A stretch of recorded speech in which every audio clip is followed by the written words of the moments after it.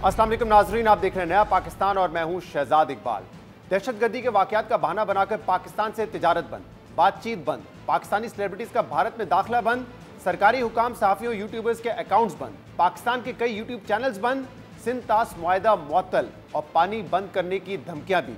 मगर पाकिस्तान से बैनुल अक़वामी इवेंट्स में क्रिकेट मैचेस पर कोई पाबंदी नहीं, क्योंकि यहाँ नाम नेहाद हुब्बुल वतनी की कीमत माली फायदे से ज्यादा नहीं है। भारतीय हुकूमत और भारतीय क्रिकेट बोर्ड अपने ही बनाए गए नफरत के बयानी में फंस चुका है, जिसकी दोगली पॉलिसी को लेकर भारत के जंगी जुनून में मुब्तला मीडिया और इंतहा पसंद सियासतदानों ने भारतीय हुकूमत को आड़े हाथों लेना शुरू कर दिया है। इंग्लैंड में जारी वर्ल्ड चैंपियनशिप ऑफ लेजेंड्स में भारतीय खिलाड़ियों पर दबाव डालकर पाक भारत मैच मंसूख करवाने के बाद अब एशिया कप में 14 सितंबर को पाक भारत मैच के खिलाफ भी भारत में नफरत की आवाजें उठना शुरू हो गई हैं। पाकिस्तान से क्रिकेट के बाइकआउट का मुतालबा किया जा रहा है और भारतीय क्रिकेट बोर्ड को पाकिस्तान से मैच खेलने की हामी भरने पर मुल्क दुश्मन और देशद्रोही साबित किया जा रहा है। जिसके बाद एशिया कप में पाक भारत टाकरे पर गैर यकीनी सूरत देखी जा रही है और सवाल यह है कि क्या भारत क्रिकेट बोर्ड इंतहा पसंदों के दबाव में आकर पाकिस्तान से मैच मंसूख कर देगा या फैसले पर कायम रहेगा। इसी सूरत में जराये के हवाले से भारतीय क्रिकेट बोर्ड का अहम रद्दमल भी सामने आया है, जो प्रोग्राम में आगे चल के डिस्कस करेंगे।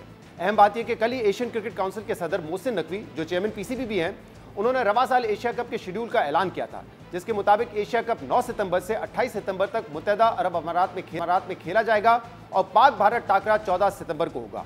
और दिलचस्प बात यह है कि वैसे तो इस इवेंट का मेजबान भारत को होना था और रवा साल एशिया कप भारत में ही खेला जाना था, मगर भारत की तरह पाकिस्तान की भारत में ना खेलने की पॉलिसी की वजह से पाकिस्तान पूरा इवेंट न्यूट्रल वेन्यू पर मुंतकिल करने में कामयाब हो गया है, जो कि एक बड़ी कामयाबी है। इसके अलावा 24 जुलाई को एशियन क्रिकेट काउंसिल के जिस इजलास में ये फैसले लिए गए, इस इजलास से पहले भारतीय मीडिया जराये के हवाले से ये खबरें भी दे रहा था कि अगर काउंसिल का इजलास ढाका से दूसरी जगह मुंतकिल ना किया गया तो भारत श्रीलंका, अफगानिस्तान, ओमान के साथ मिलकर इस इजलास का बाइकआउट करेगा और अगर ये इजलास ना तो एशिया कप भी नहीं होगा। और पीसीबी के अहम जराये ने भी हमें इस बात की तस्दीक करते हुए बताया है कि भारतीय क्रिकेट बोर्ड ने एसीसी के तमाम अरकान को धमकी दी और कहा कि ढाका में किसी सूरत ये इजलास नहीं होगा, ना कोई रुकन ढाका जाएगा और अगर ऐसा हुआ तो भारत इजलास का बाइकआउट करेगा। पीसीबी के अहम तरीन जराये ने हमें यह भी बताया है कि भारतीय वजीर खारजा ने अफगान वजीर खारजा को कॉल करके भी यही पैगाम दिया था, मगर भारत के इन तमाम हथकंडों के बावजूद ऐसा कुछ भी नहीं हुआ। एसीसी के सदर मोहसिन नकवी की सदारत में न सिर्फ इजलास ढाका में हुआ, बल्कि पूरा इवेंट न्यूट्रल वेन्यू पर खेलने का फैसला भी सामने आया है।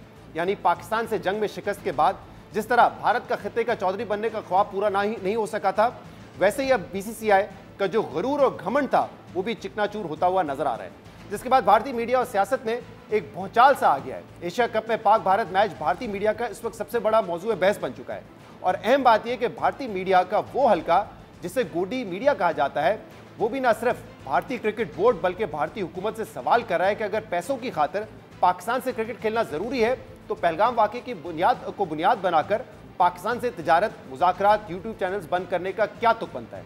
भारतीय मीडिया अपनी हुकूमत और बीसीसीआई को सख्त तनकीद का निशाना बना रहा है। खून के बदले मुनाफा कमाने के ताने दिए जा रहे हैं। ब्रॉडकास्टिंग राइट से हासिल आमदन को ब्लड मनी करार देकर बीसीसीआई को मुल्क दुश्मन ठहराया जा रहा है। इसके अलावा भारतीय सहाफी विक्रांत गुप्ता ने भी गद्दारी के सर्टिफिकेट बांटने वालों को पैगाम देते हुए कहा है कि अब चूंकि भारतीय हुकूमत ने पाकिस्तान से खेलने की इजाजत दे दी है तो अब कोई किसी को देशद्रोही ना कहे। जो 140 करोड़ हमारी जनता है, हम भी उनमें से एक हैं, तो एक बात जरूर मैं कहूंगा जो उस दिन राहुल ने की, मैं रिपीट करूंगा कि जब आप एक फैसला लेते हो, जंग का फैसला भी आपने नहीं लिया था। करेक्ट। जंग का फैसला हमारी सरकार ने लिया था, हम उनके साथ थे। आज अगर हमारी सरकार या बीसीसीआई ने एक फैसला लिया कि जी लकीर खिंच गई है, हमारे उनके साथ रिलेशंस होंगे, मैं सिर्फ एक बात कहता हूं, आज के बाद आप फिर दूसरों को देशद्रोही मत बोलना। एशिया कप में अगर हमारे प्लेयर्स हैं या जो भी हैं और एक 14 सितंबर जिस दिन इंडिया पाकिस्तान का मैच है तस्वीर खिंचती है, कल को खुदा ना खास्ता नवंबर, दिसंबर, जनवरी में कुछ हो जाए तो उस प्लेयर की उस दिन तस्वीर मत निकालना कि तूने वहां पे हाथ मिलाया था। ये गलत बात है। मुझे एक बंदा कहता तू कौन होता है बोलने वाला, तू तो वहां बिरयानी खा के आया था। अच्छा, जो वहां जाके बिरयानी नहीं खा पाए उन्होंने क्या उखाड़ लिया? मैं तो ऑपरेशन सिंदूर से पहले गया था ना, उसके बाद क्या दुनिया बदली नहीं है? इंडिया पाकिस्तान बदला नहीं है? आप बताइए, इतनी क्या आपको आग लगी हुई है कि एशिया कप खेलना है? और पाकिस्तान क्रिकेट बोर्ड के जो चीफ है मोहसिन नकवी, उन्होंने आज ट्वीट कर दिया, पता नहीं बीसीसीआई को पता था कि नहीं, आज करगिल का विजय दिवस है। करगिल वॉर हुआ था इंडिया और पाकिस्तान के बीच 1999, आपको याद होगा। आज इंडिया में वो शहादतें और सारी चीजें वो होता है। आज उन्होंने कह दिया ये लो जी। भारतीय सांसदों की अपनी हुकूमत और बोर्ड से सवालात एक तरफ, भारतीय सियासत में भी पाक भारत मुकाबले को लेकर बहस छिड़ गई है। बीजेपी समेत ऑपोजिशन जमातों के रहनुमा अपनी हुकूमत और बोर्ड के फैसले पर गुस्से का इजहार कर रहे हैं। बीजेपी के एक रहनुमा ने यह दावा भी किया कि उन्हें उम्मीद है कि भारतीय हुकूमत पाकिस्तान से मैच खेलने की इजाजत देने का फैसला वापस ले लेगी। भारतीय सियासी रहनुमा बीसीसीआई को आड़े हाथों ले रहे हैं, जबकि अभी तक इस हवाले से बीसीसीआई का बाकायदा कोई बयान तो सामने नहीं आया है। मगर भारतीय क्रिकेट बोर्ड के जराये के हवाले से भारतीय न्यूज एजेंसी ने यह खबर दी है कि बीसीसीआई ने पाकिस्तान से मैच खेलने के फैसले से पीछे हटने से इनकार कर दिया है। भारतीय क्रिकेट बोर्ड के जराये के मुताबिक बीसीसीआई अब टूर्नामेंट या मैच से दस्तबरदार नहीं हो सकता। एसीसी मीटिंग के बाद इस फैसले पर इत्तेफाक किया गया था और क्योंकि भारत इस इवेंट का मेजबान मुल्क है, इसलिए इस मरहले पर कुछ भी तब्दील नहीं किया जा सकता। बीसीसीआई जराये के मुताबिक यह फैसला सरकारी सतह पर बातचीत के नतीजे में सामने आया है और अब यह मैच शेड्यूल के मुताबिक आगे बढ़ेगा। यानी एक बार फिर यही नजर आ रहा है कि बीसीसीआई को ब्रॉडकास्टिंग राइट्स के जरिए जो आमदन आती है, भारतीय मीडिया और इंतहा पसंदों का दबाव भी उसके सामने कुछ नहीं है। और यही बात हमने पिछले हफ्ते अपने प्रोग्राम में की थी, जब भारत ने WCL में पाकिस्तान से मैच खेलने से इनकार किया था। हमने यही सवाल उठाया था कि चलें WCL में तो भारतीय इंतहा पसंदों का दबाव काम आ गया, मगर एशिया कप जहां बहुत ज्यादा पैसा इन्वॉल्व होगा, उसको मद्देनजर रखते हुए भारत एशिया कप में पाकिस्तान से खेलने से कैसे इनकार करेगा। इंडिया पहले ही एशिया कप को लेकर इस बात पे एतराज कर रहा है कि अगर एशिया क्रिकेट काउंसिल ने अपनी मीटिंग ढाका में रखी है तो वो ढाका में क्यों रखी है, वहां से तब्दील करें, वरना हम एशिया कप नहीं खेलेंगे। वो वहां का मीडिया ये बात कर रहा है। लेकिन एशिया कप की सूरत हाल में क्या सिचुएशन डिफरेंट होगी अहमद साहब? क्योंकि इंडिया के लिए पैसा भी जाहिर सी बात है बहुत मैटर करता है। Broadcasting rights, digital media rights ये सेल आउट हो चुके हैं।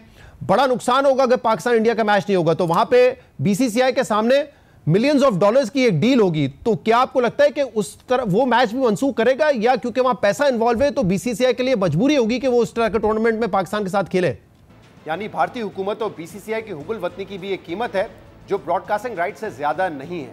और अब यही तनकीद भारतीय क्रिकेटर्स की जानिब से भी सामने आ रही है। साबिक भारतीय क्रिकेटर अश्विन ने कहा है कि क्योंकि वर्ल्ड चैंपियनशिप ऑफ लेजेंड्स में थोड़ा सा पैसा शामिल था तो वो मैच मंसूख हो गया, लेकिन भारत एशिया कप में पाकिस्तान से खेल रहा है और बीसीसीआई ने इसे मंसूख नहीं किया क्योंकि रकम की मालियत हुबुल वतनी की सतह का तयन करती है। अहम बात यह कि इस वक्त एशिया कप के ब्रॉडकास्टिंग राइट्स भारतीय कंपनी सोनी पिक्चर्स नेटवर्क को हासिल हैं, जिसने 2024 से 2031 तक एशिया कप के हुकूक $17 करोड़ में हासिल कर रखे हैं। और 2 जुलाई को यह खबर सामने आई थी कि भारतीय क्रिकेट बोर्ड के ताखीरी हरबों पर एशियन क्रिकेट काउंसिल ने बीसीसीआई को खत में वाजे कर दिया था कि अगर भारत ने एशिया कप के शेड्यूल को बर वक्त कंफर्म नहीं किया तो ब्रॉडकास्टर्स को शदीद माली नुकसान का सामना होगा और अगर मजीद ताखीर हुई तो हमारे शराकतदार हमारे खिलाफ मुआहदे की खिलाफ वर्जी का दावा कर सकते हैं, जिसका नतीजा कॉम्पनसेशन या रियायत की दरख्वास्त की सूरत में सामने आ सकता है। इस पूरी सूरत हाल पर हम बात करेंगे। हमारे साथ इस वक्त मौजूद हैं पाकिस्तान के साबिक टेस्ट कप्तान राशिद लतीफ़ और पाकिस्तान के टेस्ट क्रिकेटर अहमद शहजाद। आप दोनों का बहुत बहुत शुक्रिया शो पर ज्वाइन करने के लिए। पहले आपकी तरफ आऊँगा राशिद लतीफ़ साहब। पाकिस्तान हुकूमत हो या पाकिस्तानी हो, हम खेल और सियासत को अलग रखते हैं, खेल कभी बीच में नहीं आता, लेकिन इंडियन हुकूमत ये करती आई है और अब ऐसा लगता है कि वो अपने ही बयानी में फंस के रह गए हैं, क्योंकि अब जब वो ये फैसला कर रहे हैं कि पाकिस्तान से खेलना है तो उनका अपना मीडिया उनके ऊपर तनकीद कर रहा है। कैसे देखते हैं आप इस पूरी सूरत हाल को? देखिए, ये सिचुएशन टोटली डिफरेंट है। ये पाकिस्तान इंडिया की बायलैटरल सीरीज नहीं है, ये एशियन क्रिकेट काउंसिल का एक टूर्नामेंट में जिससे 25 से ज्यादा ममालिक खेलते हैं और यहाँ से जो पैसा जनरेट होता है एसीसी का, वो तमाम कंट्रीज में जाता है, डेवलपमेंट फंड की सूरत में जाता है।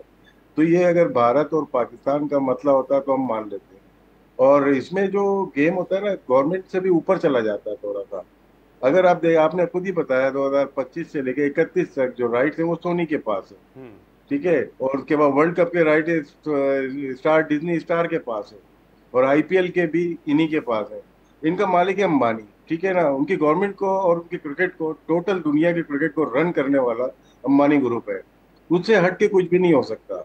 ये तमाम मुल्क 2 टीमों को इंक्लूड करना, आपने देखे होगा हांगकांग भी एक अंदर आई है टीम यहाँ पे, जिसका वो नहीं था कि वो खेलेंगे आके, और एक टीम और आई है। तो उसमें क्या हो जाएगा, आपके नंबर ऑफ मैचेस बढ़ गए, नंबर ऑफ मैचेस बढ़ेंगे तो फाइनेंशियल इम्पैक्ट भी बढ़ जाएगा आपका, और सारी चीजें जब बढ़ जाती हैं तो फायदा किसको होगा? तमाम कंट्रीज को होगा। सिर्फ ये बीसीसीआई या पीसीबी का फायदा नहीं है, ये इस रीजन का फायदा है, क्रिकेट का फायदा है, जो कि मेरे ख्याल से ये होना चाहिए।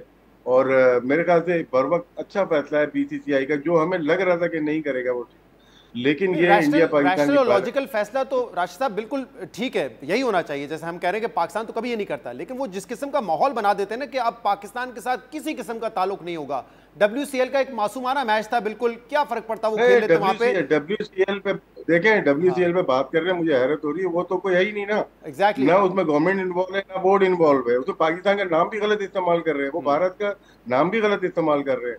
वो तो थैले का टूर्नामेंट हो रहा है, उस थैले के टूर्नामेंट पे हम क्या बात करेंगे, जो कि अप्रूव ही नहीं किया, ना आईसीसी ने अप्रूव किया हुआ है, ना पीसीबी, ना बीसीसीआई ने। वो एक नॉर्मल सा चैरिटी गेम है, जी, तो उसमें इंडिया पाकिस्तान कहाँ से आ गया? लेकिन उस पर भी उनके मीडिया ने इतना दबाव डाला कि उनके प्लेयर्स को पीछे हटना पड़ा।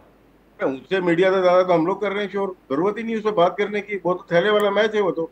हाँ, लेकिन हम तो ये कह रहे हैं ना कि वो मैच हो जाता कोई फर्क नहीं पड़ता, लेकिन वो इसको बीच में नहीं, लेकर आ मैच गए। क्यों हो जाता मैच? हाँ, देखिए, मैं एक अपनी दुकान चला रहा हूँ बड़ी, जो कि चलनी है 4 दिन बाद। एक आके छोटी सी दुकान मेरे सामने लाके रख देगा कि इंडिया पाकिस्तान बेचूंगा जंग के बाद, तो मैं बिकने दूंगा क्या? तो कॉमन सेंस है। अहमद साहब, आपसे लास्ट वीक मैंने यही सवाल किया था कि डब्ल्यूसीएल का मैच, क्योंकि इंडिया एक तो ऑफिशियली उसमें इन्वॉल्व नहीं है, दूसरा इतना ज्यादा पैसा नहीं है, तो जब दबाव डाला मीडिया ने तो उनके प्लेयर्स पीछे हट गए। लेकिन एशिया कप का जो मैच होना है वो इंडिया के लिए मनसूख करना बड़ा मुश्किल होगा, क्योंकि उसमें पैसा बहुत ज्यादा इन्वॉल्व है, ब्रॉडकास्टर्स राइट्स की जैसे अभी बात की राशिद लतीफ साहब ने। तो वहां पे इंडिया पीछे नहीं हट पाएगा, और यही उनका मीडिया तनकीद कर रहा है। उनके साबिक खिलाड़ी कह रहे हैं कि पेट्रियाटिज्म की भी एक कीमत है, और वो यहाँ पे $170 मिलियन सामने आई है। जी, अगर आपको याद होगा, हमने पहले भी इस बारे में जब शोज किए थे उस पे यही बात की थी कि पैसा पैसा बोल रहा है आजकल। सो ऑब्वियसली जिस तरह राशिद भाई ने बड़े जबरदस्त तरीके से ये डब्ल्यूसीएल का, और इसमें जो लोग प्लेयर्स खेलने आए थे, आप देखिए ये कौन से प्लेयर थे। ये वही प्लेयर थे जब ये जंग के हालात थे उसमें बड़े वोकल थे। वो स्पेशली इसी प्लान के साथ आए हुए थे कि वहां पे इंडिया पाकिस्तान का मैच होगा और हम कह देंगे कि हम नहीं खेलते, और अपना जो है ना पैट्रियोटिज्म साबित करेंगे। देखे जी, फलाना फलाना प्लेयर ने जो है ना पाकिस्तान के मैच खेलने का मना कर दिया। आप दूसरा, अब आप पॉलिटिक्स की जो बात कर रहे हैं, कुछ एंकर्स बोल रहे हैं, ये लोग कर रहे हैं पॉइंट स्कोरिंग। ठीक है, जो पॉलिटिक्स हाँ। ऑपोजिशन वाले हैं वो अब उसको जो है वो अब सवाल बना रहे हैं कि भाईजान आपने ऑपरेशन दूर कर दिया पहलगाम को जो है ना वो मुद्दा बना के, तो अब पहलगाम कहाँ गया? या तो वो कह रहे कि आपने इतनी बड़ी चीज कर दी, आपने अपने घर के अंदर बैठे हुए मिसाइल दाग दिए एक दूसरी कंट्री के अंदर, ये छोटी चीज थोड़ी है। और जिनको वो कह रहे हैं द न्यू नॉर्मल, ये न्यू नॉर्मल इंसानियत नहीं थी जो आपने की है। अगर तो वो जस्टिफाई था जो आपने किया है ऑपरेशन सिंदूर, तो फिर ये जस्टिफाई नहीं है जो आप एशिया कप में करने जा रहे हैं। वो ठीक कह रहे हैं, ठीक रो रहे हैं उनकी आवाम, वो कह रही है कि आपने वो गलत किया है, फिर आपने पूरी की पूरी कौम को जो है ना वो यूं सोल्ड कर दिया just because of politics game के लिए, और अब आपकी दुश्मनी और जंग सारा कुछ ठीक हो गई है। तो वो पॉइंट स्कोरिंग हो रही है और वो ठीक भी हो रही है, जस्टिफाई। और दूसरी तरफ अगर बात करेंगे विक्रांत गुप्ता साहब की, बड़े जबरदस्त, वो बड़े सीनियर जो है एक जर्नलिस्ट हैं, उन्होंने बिल्कुल ठीक काम किया। उन्होंने वो पाकिस्तान आए, उनको पाकिस्तान में प्यार मिला, हम सब उनके साथ मिले, बैठ के खाना खाया, वी मेड श्योर कि जब ये वापस अपने मुल्क के अंदर जाए तो हम एक बेहतरी का, एक फ्रेंडशिप का पैगाम लेके जाए। इतनी इनकी मेहमान नवाजी, और हम पाकिस्तानियों की आपको पता है आदत है, हम मेहमान नवाज हैं। तो जब ये सारा प्यार उनको मिला और वो वीडियोस आती रही और वायरल होती रही, तो उनको बड़ा बैकलैश आया अपने मुल्क के अंदर। उन पे ये कहा गया कि ये गद्दार है, उन पे ये कहा गया कि तू क्यों वहां की बिरयानी खा के आया है। तो वो अब ठीक बोल रहे हैं कि अच्छा, मुझे बुरा कहने वालों, मैं तो एक प्यार का पैगाम लेके गया था और प्यार का पैगाम लेके आया हूँ, क्योंकि स्पोर्ट्स दो मुल्कों को जोड़ता है, तोड़ता नहीं है। अब आपकी मुहिब्बे वतनी कहाँ गई जब आप जो है ना पैसों के लिए एशिया कप खेलने जा रहे हैं? तो ये सारा सिलसिला वो चल रहा है। कुछ अहमद साहब, वो इसलिए कहने पे मजबूर हुए क्योंकि ये सोच जो है अवाम में जो डाली गई है वो उनकी इंतहा पसंद हुकूमत और हुक्मरानों की वजह से डाली गई है ना, कि देखिए पाकिस्तान से आप कोई ताल्लुक रखेंगे तो आप देशद्रोही हैं। इनफैक्ट ये सारे ऑपरेशन सिंदूर जो उन्होंने एक नाम याद बनाया, उसके बाद आप देखें कि जो टर्की जा रहा था इंडियन घूमने फिरने के लिए, क्योंकि टर्की ने पाकिस्तान को सपोर्ट किया था, उनको भी कह रहे थे कि तुम पेट्रियाटिक नहीं हो, तुम जो है देशद्रोही हो। तो जब ये माहौल आप पैदा करते हैं, तो इसीलिए विक्रांत गुप्ता ये कह रहे हैं ना कि यार कोई अगर खेल खेल रहा है किसी मुल्क के साथ, तो उसको आप ना कहें कि तुम गद्दार हो। तो यही तो बात हम पहले दिन से करते आए हैं कि भारत का जो मीडिया है और इंतहा पसंद जो लोग हैं वही तो सारी गेम खराब करते हैं। लेकिन अब भारत के लोग भी बाशऊर लोग हैं, उनको अब सारी गेम समझ आती है। वहां भी बड़े पढ़े लिखे लोग बैठे हुए हैं। जब वो इस तरह की चीजें देखते हैं कि एक तरफ आप ऑपरेशन सिंदूर करते हैं पहलगाम को जो है ना जवाब बना के, दूसरी तरफ जब बात पैसे की आ जाती है एशिया कप के अंदर, और आईसीसी के चेयरमैन भी आप खुद हैं, अंबानी ग्रुप भी आपका, फिर भी आप पीछे नहीं हट रहे हैं क्योंकि यहाँ पैसा इन्वॉल्व है, तो अभी यहाँ पे पैट्रियोटिज्म कहाँ गया?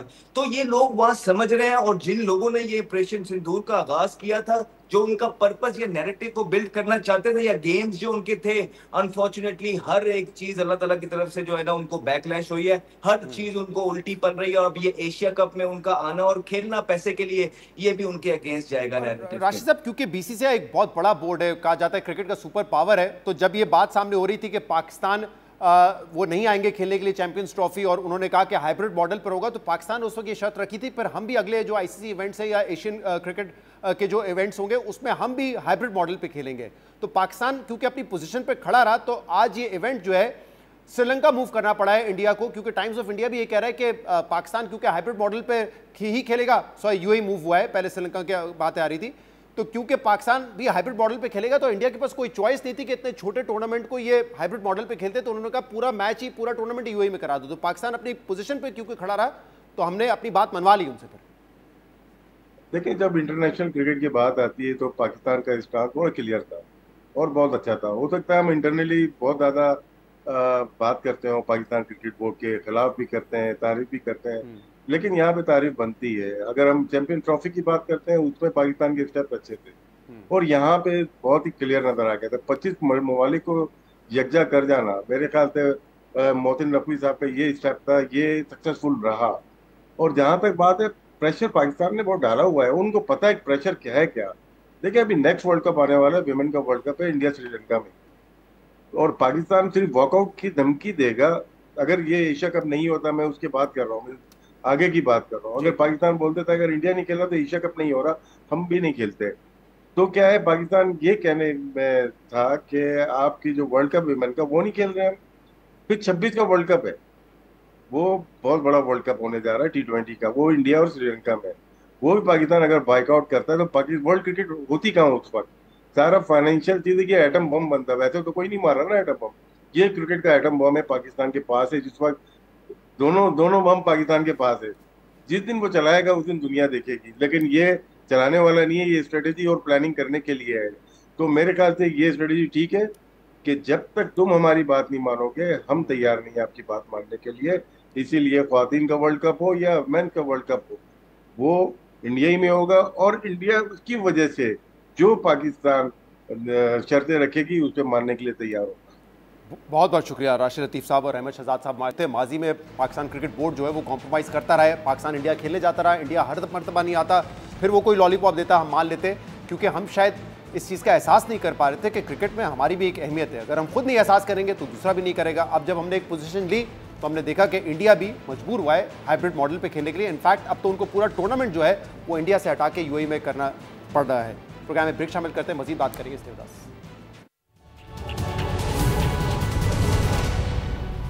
Welcome back. एक तरफ जहां तहरीक इंसाफ ने 5 अगस्त को अपनी एहतजाजी तहरीक को नुक्ता अरूज पर ले जाने का ऐलान कर रखा है, वहीं पाकिस्तान तहरीक इंसाफ के लिए सियासी और अदालती महाज पर मुश्किलात का सिलसिला बढ़ता जा रहा है। पार्टी ने कई अल्टीमेटम्स के बाद एहतजाजी तहरीक का ऐलान किया था। बानी पाकिस्तान तहरीक इंसाफ इमरान खान ने अपनी कैद में 2 साल मुकम्मल होने के मौके यानी कि 5 अगस्त को इस एहतजाजी तहरीक को नुक्ता अरूज पर ले जाने का कहा था, लेकिन तहरीक इंसाफ की सफ़ों में अदम एतमाद और इख्तलाफ के बाद बानी पाकिस्तान तहरीक इंसाफ ने अपने ट्वीट पर यह शिकवा किया कि उन्हें फिलहाल इस तहरीक का कोई मोमेंटम नजर नहीं आ रहा। साथ ही पार्टी को तमाम इख्तलाफात भुलाकर एहतजाजी तहरीक पर तवज्जो देने की हिदायत की थी, जिसके बाद 2 दिन पहले उन्होंने पार्टी के 4 रहनुमाओं बैरिस्टर गौहर, जुनैद अकबर, सलमान अकबर राजा और वजीर आला खैबर पख्तूनख्वा अली अमीन गंडापुर को भरपूर तरीके से एहतजाजी तहरीक चलाने में मदद कर दिया था। जबकि कल पार्टी PTI के खैबर पख्तूनख्वा के सदर जुनैद अकबर का कहना था कि एहतजाज से मुतल्लिक हिकमत अमली का ऐलान 1 अगस्त को किया जाएगा। इससे मुतल्लिक पार्टी रहनुमाओं की राय ली जा रही है। साथ ही जुनैद अकबर ने ऐलान किया कि 5 अगस्त का एहतजाज तहरीक तहफ़्फ़ुज़ आइन के प्लेटफॉर्म से होगा। लेकिन अब सूरत हाल ये है कि तहरीक इंसाफ की मुश्किलात में इजाफा होता नजर आ रहा है। एक तरफ 9 मई के केसेस में पाकिस्तान तहरीक इंसाफ के मुतअद्दिद रहनुमाओं को सजाएं सुनाई जा रही है। वहीं PTI की जानिब से यह दावा भी किया जा रहा है कि पीर को 9 मई के एक और केस के फैसले से पहले ही उनके कारकुनों की पकड़ धकड़ शुरू कर दी गई है और घरों पर छापे मारे जा रहे हैं। इसी हवाले से तहरीक इंसाफ के मरकजी सेक्रेटरी इत्तलात शेख वकास अकरम ने आज अपने ट्वीट में लिखा कि 9 मई जुडिशल कॉम्प्लेक्स मियांवाली हमला केस का फैसला पीर के रोज इंसदादी दहशतगर्दी अदालत सरगोदा में सुनाया जाएगा। लेकिन इत्तलात के मुताबिक पुलिस ने केस में नामजद मुल्जिमान और सियासी कारकुनान के घरों पर छापे मारने का सिलसिला शुरू कर दिया है। ताकि फैसले सुनाने से पहले ही कारकुनों को गिरफ्तार कर लिया जाए। दूसरी तरफ चेयरमैन तहरीक इंसाफ बैरिस्टर गौहर ने आने वाले दिनों में अपने दर्जनों अरकान पार्लियामेंट की नाअहली के खदशे का इजहार भी किया है। इसी खदशे का इजहार करते हुए चेयरमैन पाकिस्तान तहरीक इंसाफ बैरिस्टर गौहर का कहना था कि 9 मई और 26 नवंबर के केसेस में वजीर आला खैबर पख्तूनख्वा अली अमीन गंडापुर समेत तहरीक इंसाफ के 75 पार्लियामेंटेरियंस के नाअहल होने का खतरा है। ये जो अभी सिलसिला शुरू हुआ है, ये मेनाइन वाले केसेस है, जो इसमें हमारे पार्लियामेंटेरियंस है, और पार्लियामेंटेरियन तादाद अगर मैं आपको बताऊं तो इसमें हमारे 25 MPAs है पंजाब से, 25 MPA 25, और इसी तरीके से हमारे 11 MNAs है जो इनमें है, और 3 हमारे सेनेटर्स है। ये बड़ा सीरियस मैटर है हमारे लिए। ये तकरीबन ये 39 हमारे पार्लियामेंटेरियन है जो हमें बड़ा सीरियसली खदशा है। अच्छा, इसमें जो आपने कहा कि 11 MNA हैं, जी 11 MNA 9 मई के साथ साथ 26 नवंबर के जो मुकदमात हैं उनमें भी सजाएं सुनाई जाती हैं, और खुदा न खास्ता अली अमीन गंडापुर साहब जो हैं वो उसकी जद में आ जाते हैं। इसका हिसाब लगाया, ये फिर हमारा 75 बन जाते, तो फिर ये हमारे 75 पार्लियामेंटेरियन ऐसे हैं जो at the risk of losing their seats, including the MPAs of KPK, ये including the MPAs of KPK, including the chief minister of KPK, जी इंक्लूडिंग द चीफ मिनिस्टर। अब एक तरफ तो तहरीक इंसाफ के अराकीन पार्लियामेंट पर नाअहली की तलवार लटक रही है, दूसरी जानिब अब ऐसी क्यासराइयां भी गर्दिश कर रही है कि खैबर पख्तूनख्वा में पाकिस्तान तहरीक इंसाफ के वजीर आला अली अमीन गंडापुर की हुकूमत का जाना तय पा चुका है। हमने भी पिछले हफ्ते अपने प्रोग्राम में पाकिस्तान तहरीक इंसाफ के जराए से खबर दी थी कि अली अमीन गंडापुर चाहते हैं कि सेनेट इलेक्शन बिला मुकाबला हो, क्योंकि अली अमीन गंडापुर समझते हैं कि अगर सेनेट इलेक्शन बिला मुकाबला ना हुए तो पाकिस्तान तहरीक इंसाफ के 23 अरकान मुनर्रफ हो सकते हैं। अब क्या अली अमीन गंडापुर का जाना वाकई तय पा चुका है और तहरीक इंसाफ की 5 अगस्त को एहतजाजी तहरीक कामयाब हो पाएगी या नहीं? इन मामलों पर बात करने के लिए हमारे साथ मौजूद है सलाहकार मोहम्मद मालिक। बहुत बहुत शुक्रिया मालिक साहब ज्वाइन करने के लिए। बानी पीटीआई इमरान खान ने कहा था कि जो तहरीक है वो अरूज पे पहुंच जाए 5 अगस्त तक। फिर उनका एक ट्वीट सामने आया जिसमें वो कह रहे हैं कि कोई मोमेंटम नजर नहीं आ रहा है तहरीक का। तो आपको लग रहा है कि पाकिस्तान तहरीक इंसाफ कोई कामयाब तहरीक चलाने में कामयाब होगी? बहुत मुश्किल नज़र आ रहा है शहजाद। अब ये देखिए, जैसे आपने मेंशन किया इमरान खान की अपनी ट्वीट में, दूसरा बयानिया भी बदल गया है। पहले अरूज था, अब गंडापुर साहब ने भी कहा है कि 5 अगस्त को हम शुरू होंगे। शुरू तो किसी भी चीज़ का अरूज नहीं होता।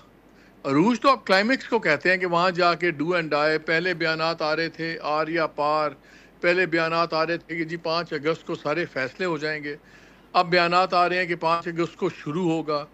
अभी तक जो हमें सबसे बड़ा इवेंट नज़र आ रहा है वो जो इजाज़त मांगी हुई है मीनार पाकिस्तान ग्राउंड की, ज़ाहिर है वो तो मेरे प्रोग्राम में इन्होंने भी कहा राना सनाउल्लाह साहब ने कि वो तो परमिशन मिलनी नहीं है।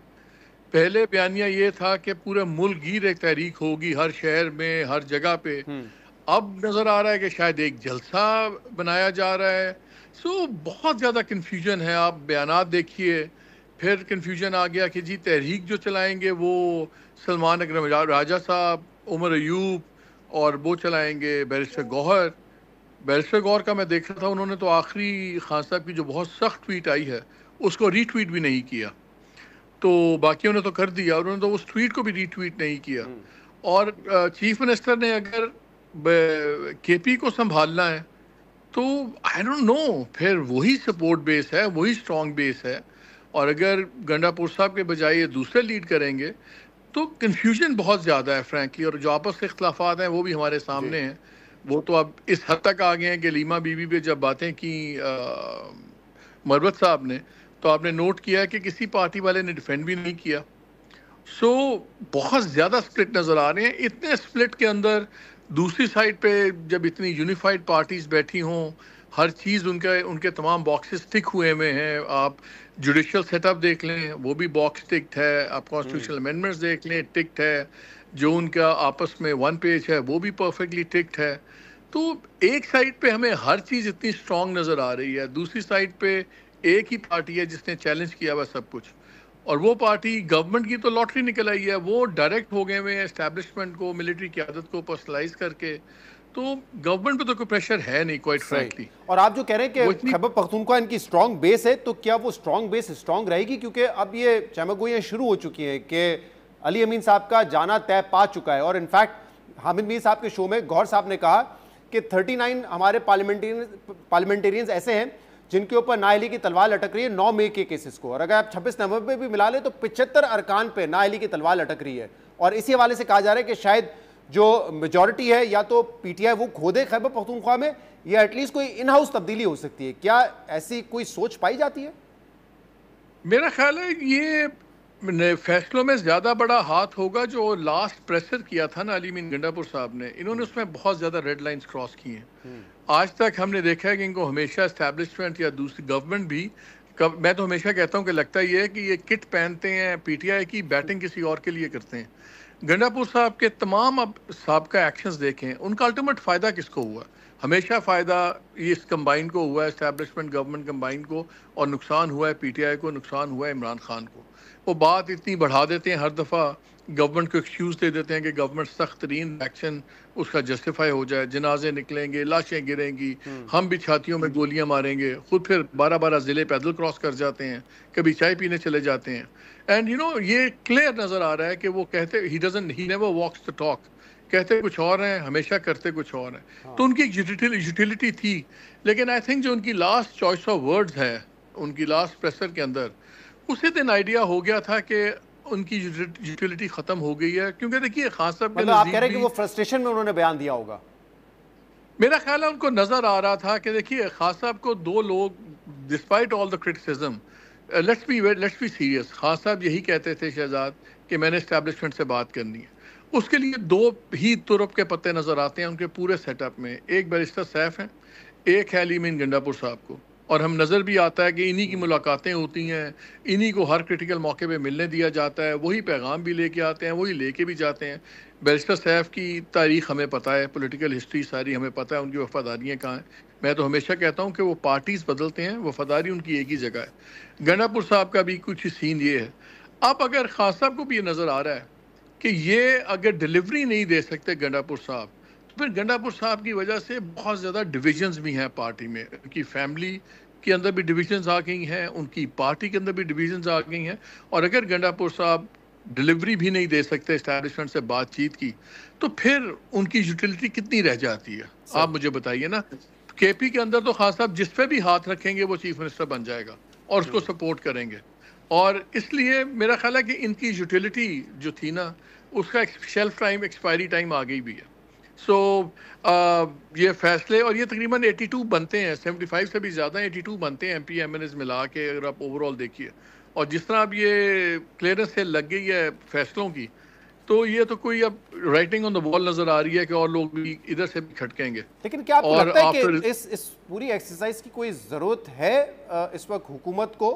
क्योंकि जाहिर सी बात है एक अनसर्टन सिचुएशन खैबर पख्तूनख्वा में भी अगर पैदा हो, तो जो आप कह रहे हैं कि हुकूमत, अगर आप देखें तमाम बॉक्सेस को टिक कर चुकी है, एक मजबूत हुकूमत नजर आ रही है, वो क्यों कोई एडवेंचर करना चाहेंगे या इस तरह का रिस्क लेना चाहेंगे कि एक सूबे में खामखा का गैर यकीनी की सूरत हाल पैदा हो? आई थिंक कि वो ऑप्शन नहीं रह रहा गवर्नमेंट के पास, क्योंकि अब शायद खान साहब को भी नज़र आ रहा है 2 साल हो गए हैं, उनमें भी गुस्सा भी है, शिद्दत भी है, शायद फ्रस्ट्रेशन भी अब आ रही हो कि भाई थिंग्स आर नॉट मूविंग, कोई आगे से बात नहीं कर रहा, कोई रिस्पॉन्ड नहीं कर रहा। और अब देखिए ना, खान साहब के बयानात अपनी जगह हैं, लेकिन ये गंडापुर साहब ने जो एक थीम नई ले ली है कि जी अस्करी इदारे ही जिम्मेदार हैं टेररिज्म के, बॉर्डर से लोगों को ला रहे हैं, जा रहे हैं, और फिर जो लास्ट इनकी स्टेटमेंट्स आई हैं, ये तो 2 कदम आगे चले गए में। सो मेरा नहीं ख्याल कि ये कोई रूम छोड़ रहे हैं, और शायद हो सकता है इमरान खान जी सोच रहे हो कि अगर इस तरह की कोई बड़ी चेंज हो केपी में, वो एक ट्रिगर करे एक लार्ज स्केल रेजिस्टेंस, क्योंकि इवेंट्स से ही तहरीकें चलती हैं ना शहजाद। कोई इवेंट होता है जिसके ऊपर कोई एक वो चीज़ें हरकत करती हैं, जिसको कहते हैं ना एक फिलिप आता है चीज़ों में। सो फॉल ऑफ गवर्नमेंट हो सकता है, लेकिन सवाल देखने का ये है कि ये तो अब इनको भी फैसला करना होगा ना कि क्या इनको इन अदालतों में जाते रहना चाहिए जहाँ जिनको ये क्रिटिसाइज करते हैं और कहते हैं कि यहाँ से इंसाफ नहीं मिलेगा? क्या इनको इन्हीं पार्लियामेंट्स के अंदर बैठना चाहिए जो ये कहते हैं कि 47 है, 2 नंबर है? अब इनके लोग पार्लियामान में भी बैठे हुए हैं, इनके बुकला उन्हीं अदालतों में भी जा रहे हैं। आई थिंक खाली एक बयानिया तेज़ करने का, उससे मेरा नहीं लगता फ़र्क पड़ेगा। ये इस पर अब खान साहब को बड़े फैसले करने होंगे। क्या हमने अदालतों में पेश होना है? क्या हमने इन पार्लियामेंट के अंदर, इस सेनेट के अंदर? अब मुझे बताइए, इस सेनेट के ऊपर जिन लोगों को आप कहते हैं कि वो इस्टेब्लिशमेंट के लोग हैं, 47 के लोग हैं, उनके साथ आपके चीफ मिनिस्टर बैठ के एक ऐसी डील करते हैं कि वो प्लेट में रख के उनको 2/3 मेजॉरिटी सेनेट की भी दे देते हैं। सही है। जिसकी कोई जस्टिफिकेशन नहीं थी। अगर ये इलेक्शन लड़ते, ये 3 सीटें हार भी जाते पीटीआई केपी के अंदर, तो क्या फर्क पड़ता था? इनकी तो हैयत नहीं बदलती थी ना सेनेट में। आपने तो 5 सीट्स दे दी उनको, हाथ में पकड़ा के 2/3 मेजॉरिटी दे दी। और हारते तो मुकाबला करके हारते, यहाँ तो जो आपने अरेंजमेंट किया उसके तहत ही 2/3 मेजॉरिटी इसको हैंड ओवर कर दी। ठीक, मुझे आप बता दें कि इनको इनकी गेन क्या थी? ये 6-5 का गेन क्या किया इन्होंने? पैसा तो अब भी चला है वहाँ, अब भी लोगों ने पैसे दिए और लिए हैं अपनी सीट्स अंदर सेनेटर बनने के लिए, तो वो हॉर्स ट्रेडिंग तो रुकी नहीं। मैं इसलिए तो कहता हूँ गंडापुर साहब कहते कुछ और हैं और करते हमेशा कुछ और हैं। बहुत बहुत शुक्रिया, बहुत बहुत शुक्रिया। मोहम्मद मेरे साथ मौजूद थे। प्रोग्राम में एक ब्रेक शामिल करते हैं, मजीद बात करेंगे इससे। Welcome back. पाकिस्तान में चीनी का बहरान मुस्तकिल बहरान की शक्ल इख्तियार कर चुका है। ये एक ऐसा बहरान है जो दिहाइयों से सामने आ रहा है और शायद ही कोई ऐसी हुकूमत हो जिसके दौर में ये बहरान सामने ना आया हो। पाकिस्तान तहरीक इंसाफ के दौर में भी जब चीनी का बहरान सामने आया था तो नून लीग ने उसे पाकिस्तान तहरीक इंसाफ की नाअहली और नाकामी करार दिया था। दावे कहते कि हुकूमत अगर अहल और तजर्बेकार हो तो ऐसा बहरान सामने नहीं आ सकता, मगर आज हुकूमत नून लीग की है और मुल्क को एक और चीनी के बहरान का सामना है, जिसकी वजह चीनी के एक्सपोर्ट्स को करार दिया जा रहा है। अहम बात यह कि पिछले साल हुकूमत ने चीनी के बरामद के वक्त ये दावे किए थे कि एक्सपोर्ट के बावजूद चीनी की कीमतों में इजाफा नहीं होने दिया जाएगा, लेकिन हुकूमत के ये दावे धरे के धरे रह गए और इस वक्त चीनी की कीमतों में कमी का मामला तो कहीं पीछे रह गया है, क्योंकि अब चीनी की किल्लत का बहरान सर उठाने लगा है।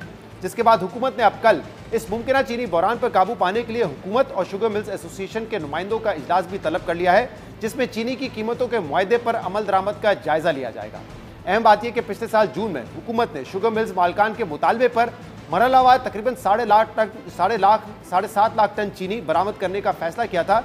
जिस वक्त हुकूमत ने यह फैसला किया था उस वक्त मुल्क भर में चीनी की जो औसत कीमत है वो 140 रुपये फी किलो थी, लेकिन हुकूमत की जानिब से चीनी की एक्सपोर्ट के बाद रवां साल जनवरी से मुल्क भर में चीनी की कीमतों में इजाफा होना शुरू हुआ और चीनी की औसत कीमत 200 रुपये फी किलो तक भी रिकॉर्ड की गई।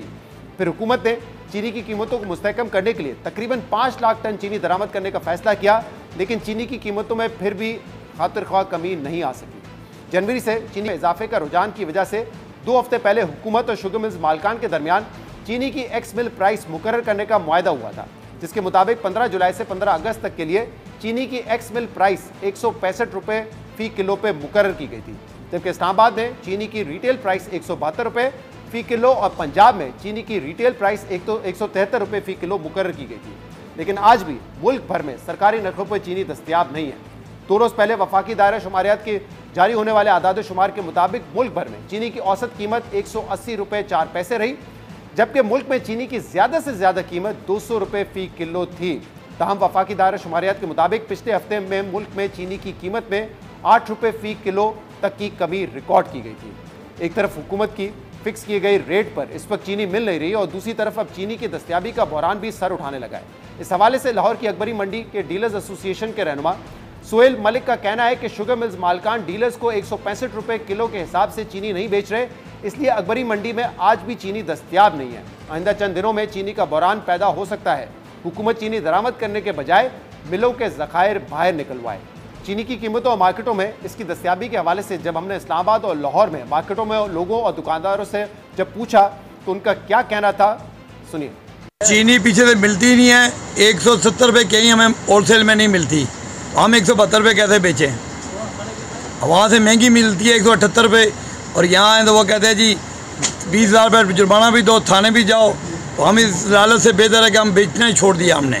इनका काम है ना, चीनी 70 रुपये थे, ये कौन सा तरीका? उधर कहते हैं 70 रुपये हमें दे, इधर वो कहते हैं 80 रुपये, उधर मिल वाले को क्यों नहीं पकड़ते हैं? 172 रुपये आगे से सेल करें और पीछे 180 रुपये मिलती है, इसलिए दुकानदार जो हैं वो बेच नहीं रहे हैं, दे भी नहीं रहे हैं, तो इसकी तो वैसे ही छुट्टी हो गई है। हम तो 4 दफ़ा स्टोर में आए, एक दाना चीनी नहीं मिल रहा, वजह क्या है?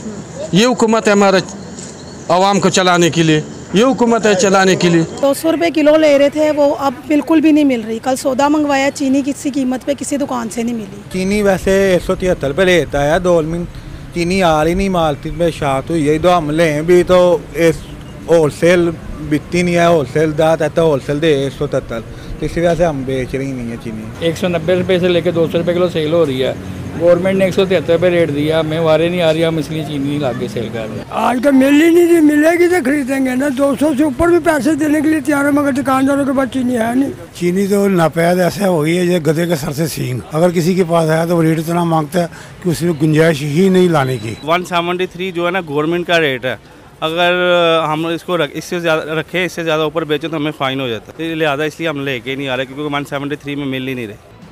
आवाम का कहना है कि चीनी उन्हें मिल ही नहीं रही, और दुकानदारों का कहना है कि वो डीलर से महंगी चीनी खरीद कर सस्ती नहीं बेच सकते, इसलिए वो चीनी रख ही नहीं रहे। दूसरी जानिब पाकिस्तान शुगर मिल्स एसोसिएशन के जराये से जब हमने बात की तो उनका कहना था कि इस वक्त मुल्क में चीनी की कोई किल्लत नहीं है और तकरीबन 20 लाख टन चीनी का जखीरा मौजूद है। हुकूमत और शुगर मिल्स एसोसिएशन के दरमियान जिस एक्स मिल प्राइस पर मुआहदा तय पाया था उस पर मुकम्मल अमल दरामद हो रहा है। मार्केट में चीनी की किल्लत और महंगी चीनी के सवाल पर उनका कहना था कि चीनी महंगी मिलने या ना मिलने की दो वजूहत हो सकती हैं।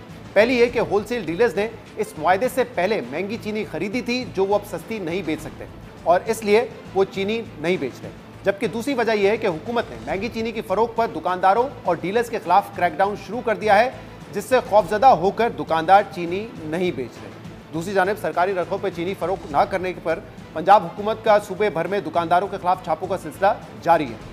2 रोज़ पहले सेक्रेटरी प्राइस कंट्रोल डॉक्टर एहसान भुट्टा की जानिब से जारी आदाद-ओ-शुमार के मुताबिक चीनी की मुकर्रर नरखों से जायद पर फरोख्त पर सूबे में 6,40,000 मकामात पर चेकिंग की गई, जिसके दौरान 28,000 से जायद दुकानदारों को जुर्माने और नोटिस किए गए, जबकि 5,619 अफराद गिरफ्तार किए गए और 35 अफराद के खिलाफ मुकदमा दर्ज किए गए।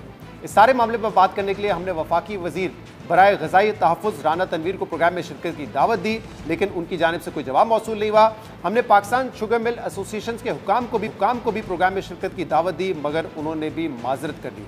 मगर इस वक्त सूरत हाल ये है कि आवाम को चीनी मिल नहीं रही है, इसलिए अब हुकूमत की यह जिम्मेदारी है कि वो चीनी की दस्तयाबी को यकीनी बनाए, क्योंकि हुकूमत ने चीनी की एक्सपोर्ट के वक्त ये दावे किए थे कि चीनी की कीमतें नहीं बढ़ेंगी, और अब जब कीमतें बढ़ रही हैं तो हुकूमत ने ही कीमत मुकर्रर की है।